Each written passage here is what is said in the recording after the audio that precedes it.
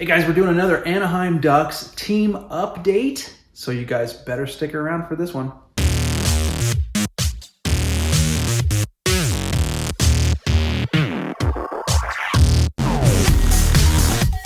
All right, welcome back. Ducks Hockey and More is coming at you. It's April 2nd, Sunday. Started putting my notes together, watched the game last night on April 1st against Edmonton. Wow, that was bad. But I wanted to do a Ducks team update, okay? Trying to do these a little bit more often. The season's coming to an end. We only have a couple more weeks left, but Ducks are my team, so I like to talk about them, what's going on with the team, things of that nature. But this will be a quick one because not a whole lot's happened in the last week since the last team update came out. But let's dive into the Anaheim Ducks real quick and see. Let's talk about how crappy they are, shall we? Okay, here we go. 76 games played. Their current record is 23, 43, and 10. So they are 20 games below 500. They have a whopping 56 points. Listen, Anaheim has lost 7 games straight now. 7 games. 7 games straight. 0 points in those 7 games, of course, because they've lost them. Not even an overtime loss in there. I wanted to talk a little bit about the last 3 specifically. The Colorado Avalanche, I think they were the last team we played in our 8-game homestand. It's a broken record. It really is. It's a broken record with Anaheim and this whole shot thing. So listen to this, okay? The shots in the Avs game. This was at Honda Center, okay? 44-30. Okay, so we got to 30 shots, but we allowed 44 shots on goal. Colorado won that game 5-1. Colorado was 1 for 3 on the power play. The Ducks were 0 for 3. No power play goals. Then we went to Seattle. Okay, these are both playoff bound teams. Okay, we go to Seattle. All right. Here's the shots: 39-19. We didn't even get 20. 60 minutes. We couldn't even get 20 shots on net. This is on net, not attempts. Okay, on net. 39-19. Outshot by 20. Okay, so what happened? Seattle won that game 4-1. Unbelievable. Power play, Seattle was 1 for 2. They were 50% on the power play. The Anaheim Ducks were 0 for 2. Big fat goose egg again. Then we go to Edmonton. That was last night's game. Saturday, April 1st, Edmonton. What happened? Well, the Ducks actually outshot the Edmonton Oilers in the first period. It was actually nice. They were outplaying them. I was very impressed by how they came out and responded to those stinkers they laid in Colorado, Seattle, or not in Colorado, but at home against Colorado and then again against Seattle. But again, that was just the first period. The Oilers scored late in that period and ended up 1-0 going into the second, and then everything fell apart. So this is the total shots at the end of the game: 45-36 Oilers. So the Ducks got 36 shots. Good. That's what you want to see. They allowed 45, and most of those came in the second and third. They were outshot 35-19 in periods 2 and 3 combined. 35-19. Unbelievable, right? Power play, Edmonton, 1 for 3. You can almost say 2 for 3 just because they got a power play. They got a goal right as one of the power plays expired. So it was almost, basically a power play goal, but just time had just expired. But 1 for 3. Ducks, 0 for 3. Big fat 0, another goose egg.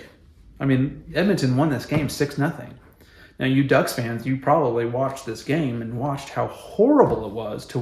Edmonton is an offensive maniac with Bedard, Draisaitl, who had a hat trick.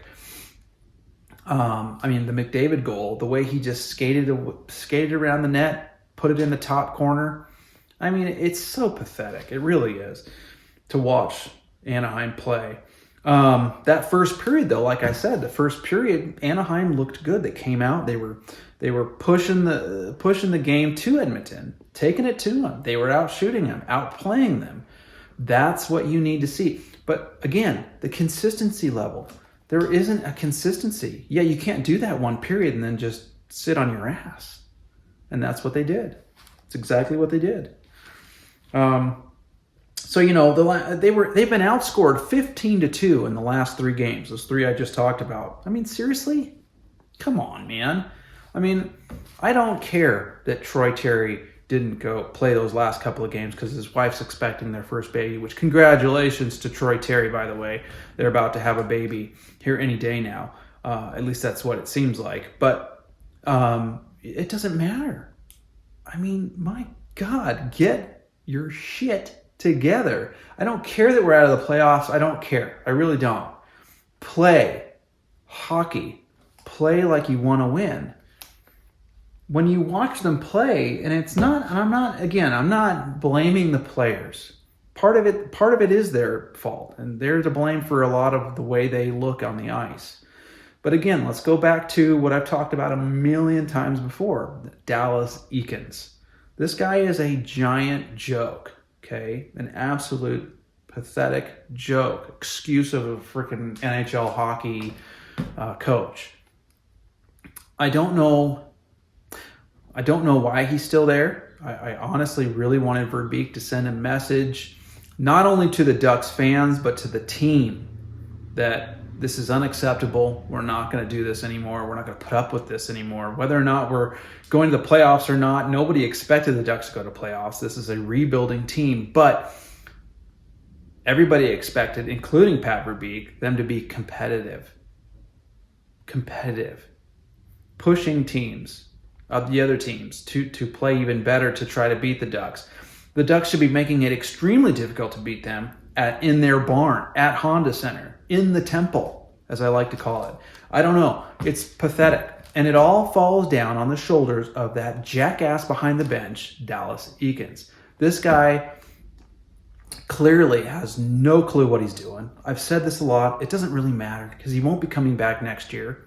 Okay? This is the end of the Dallas Eakins era. The Bob Murray influence on the Anaheim Ducks. He was a cancer. Okay, and nobody really knew it until the last few seasons, and then of course when he had to step down and Pat Verbeek came in. Okay, the last season. So Dallas Eakins is the remaining part of that Bob Murray cancerous part of the Ducks franchise history, if you will. So when he is gone in this offseason and he doesn't come back, it's going to be a party, in my opinion, for Anaheim Ducks fans. It should be, at least. Celebrate it. Talk about it. If you have Instagram accounts about the Ducks, post about how happy you are that jackass is not coming back. We will find a coach. Pat Verbeek will find a replacement for him in the offseason. And let me tell you, no matter who it is, it's going to be a better coach than this guy. Okay, Dallas Eakins, giant jackass. Listen, they play tonight. It's Sunday. It's April 2nd. Ducks play again. They played last night in Edmonton. They play in Calgary tonight, back to back. Calgary's trying to get in the playoffs. They are not going to let the Ducks come in there and just roll over them. And the way the Ducks are playing, the way they got embarrassed last night, you could just say embarrassed in the last 3 games. Calgary's going to wipe their ass with us. It's going to be another one of those types of games, and as it should be. I mean, if I'm the Calgary Flames, I don't let a crappy team like the Ducks come into my barn when I'm trying to get in the playoffs and just walk all over me. So look for Calgary to basically handle us with ease tonight. Look for Lucas Dostal to be in net. He did relieve good John Gibson with a lower, I guess Gibson went out with a lower body injury.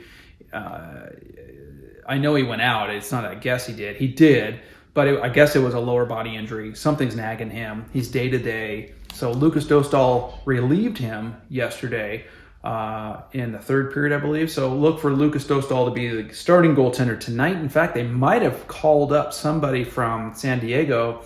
If John is injured, they're going to want to have a backup for Dostal. So it'll be interesting to see that. But Dostal should be starting in net tonight, which is good. I love that kid. He had some great saves last night.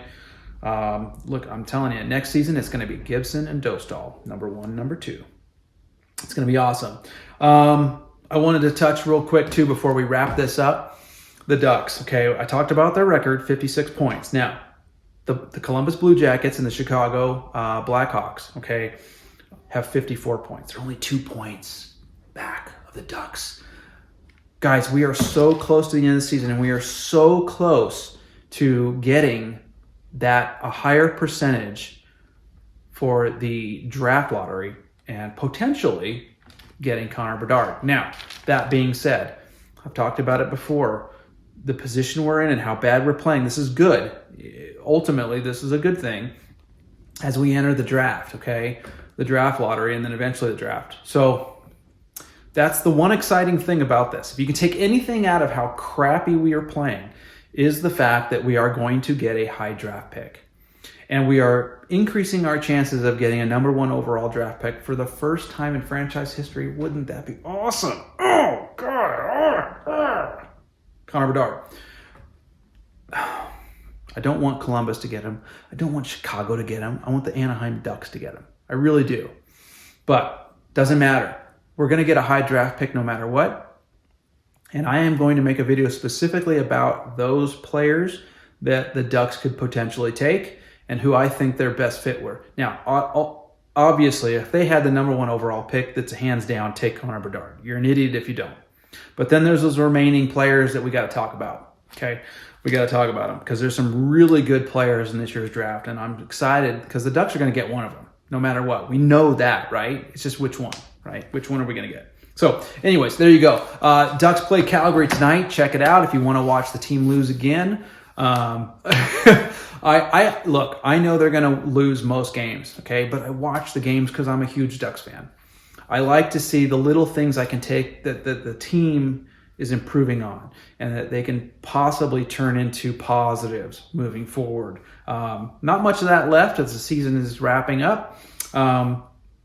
Check out my videos on the NHL playoffs because when the season is over for the Anaheim Ducks, what am I going to be talking about and what are the videos that are going to be coming out going to be about primarily? Well, the playoffs and what's going on within the series as the rounds continue to go as we get closer to the Stanley Cup.